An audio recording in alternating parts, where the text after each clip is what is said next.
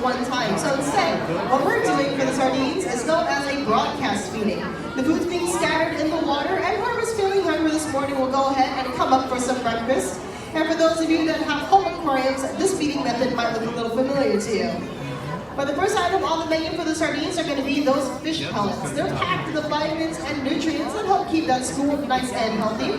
Once they eat that, we're going to go ahead and move on to that krill, which is that tiny shrimp-like crustacean. But it is also a favorite of yet another animal. Does anybody know what animal I'm thinking of that likes to eat krill? I'll give you a hint. It is the largest animal on our planet. Feel free to shout it out. I hear a lot of whales. Ooh, and I heard one blue whale. But yeah, whales, but specifically the blue whale, can feed 8,000 pounds of krill every day.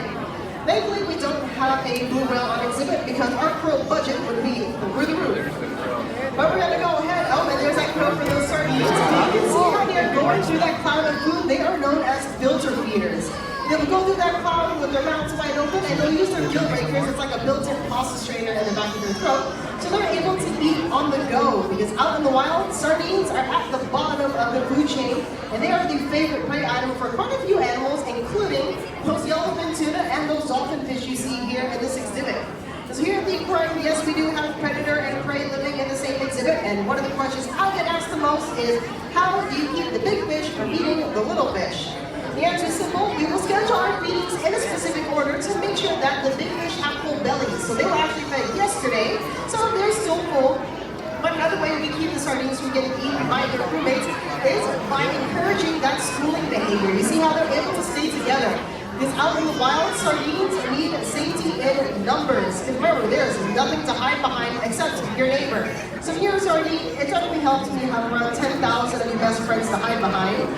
And here at the aquarium, we like to say we have no predation, not no predation. It does occasionally happen, but that is only if a sardine were to happen to stray out of school and go rogue. So for all the kids that are with me here today, when you hear the phrase, stay in school, there is a reason for that. Because if you stray out of school, you are going to get eaten by a tuna or a dolphin fish.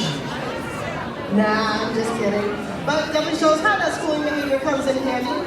But also, it comes in handy because their predators are known as visual predators, which means they have to be able to single out one sardine out of that bait ball of thousands in order to catch it and eat it. So if you think it's easy being a visual predator, let's play a little game. All right, pretend you are a hungry tuna or a hungry dolphin fish and you want a sardine for breakfast. Go ahead and pick out your favorite sardine out of that school and follow it for 5 seconds. Ready? Set? Go. 5, 4, 3, 2, 1. Okay, who is still following your sardine? Raise your hand. Okay, those of you that raise your hand, look at me. Now where's your sardine?